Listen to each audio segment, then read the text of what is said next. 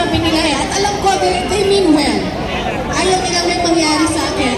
Pero alam nyo, kung lahat tayo ganyan na mag-isip, kung lahat tayo matatakot na, mapapagod na, at magsasawa na lumaban, paano na ang kinabukasan ng ating mga anak? Diba? Paano na kung lahat tayo matatakot? Pero alam nyo guys, minsan lang tayong mabuhay sa mundo. Minsan lang tayong dumaan sa mundong ito. Ang dami dyan, 40 years old, 50 years old, inaatake, natitigok, natitegi.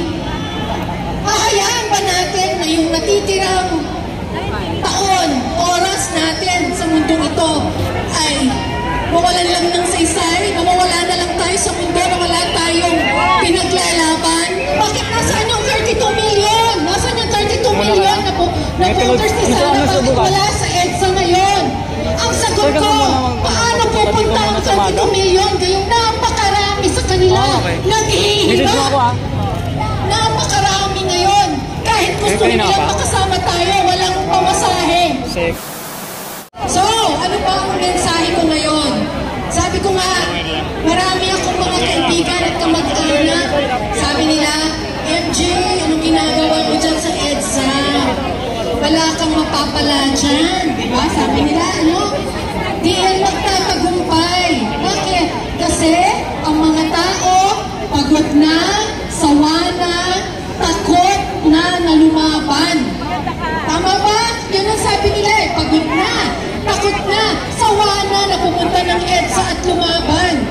Kawawa ka lang pag ikaw ay napag-initan na rin ng mga nasa taas. Diba? In a way, tama din yung sinabi nila eh. At alam ko, they mean well. Ayaw nilang may mangyari sa akin. Pero alam nyo, kung lahat tayo ganyan na mag-isip, kung lahat tayo matatakot na, mapapagod na, at magsasawa na lumaban, paano na ang kinabukasan ng ating mga anak? Diba? Paano na kung lahat tayo matatakot?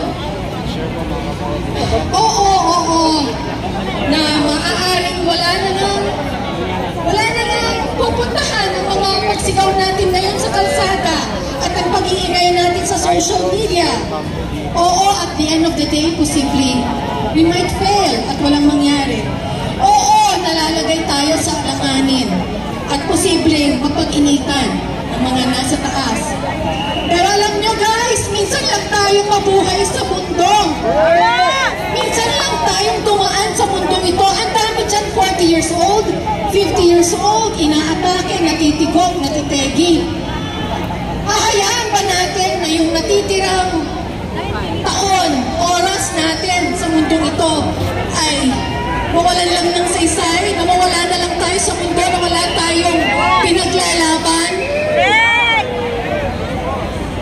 Ako, hinihingi ko sa mga middle class, lalo na sa mga upper and middle class, sana samahan niyo kami rito. Alam niyo kung bakit?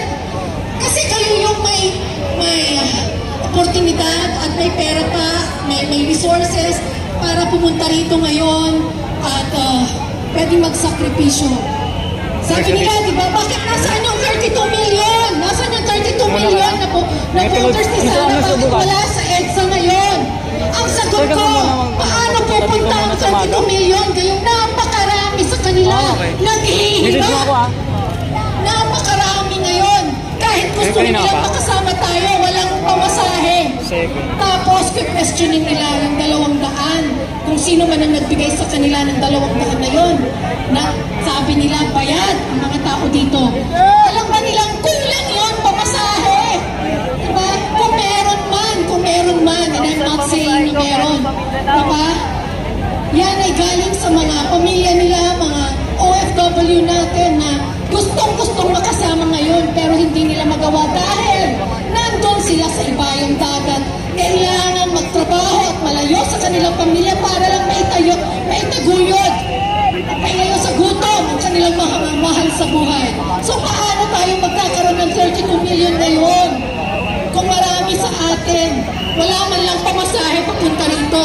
That's why kayo na nasa middle class, kayo na nasa upper class, sana samahan niyo kami. Ipaglaban naman natin ang mga tao na walang kakayahang lumaban ngayon. Tama? Oh.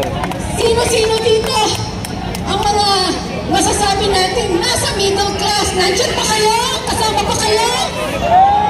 Ang mga working class, galing sa kanilang mga trabaho, andito ba kayo ngayon? At yung mga hikaw sa buhay, pero andito pa rin. At sumasama andito kayo? Nasaan ang mainstream media?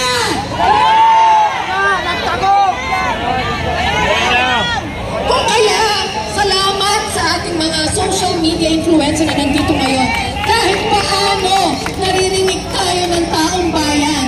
Dahil sa inyo, nalalaman nila ang nangyayari ngayon sa EDSA at naririnig nila ang ating mga hinaing na ayaw ilabas ng mga mainstream media na karamihan pag-aari na ng mga politiko. Ano ba ang aasahan natin sa kanila? Tayo-tayo na lang. Diba? Tayo-tayo na lang. Kaya huwag kayong bumitaw. Samahan niyo kami. Salamat sa lahat ng mga kasama ko rito na 4 na gabi ng pabalik-balik.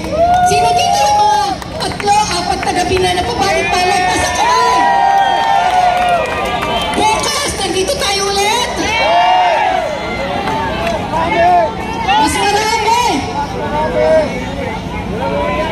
So ano, bakit pa? Maliban sa mga nabanggit kong kadahilanan, bakit wala ang 32 million dito? Kasi nasa Visayas at Mindanao ang karamihan. Sino dito ang mga Visaya at mga taga Mindanao? O, diba? Dami no. Yung iba, alam niyo ba na namasahe pa, lumipad pa mula sa Visayas at Mindanao para makasama natin?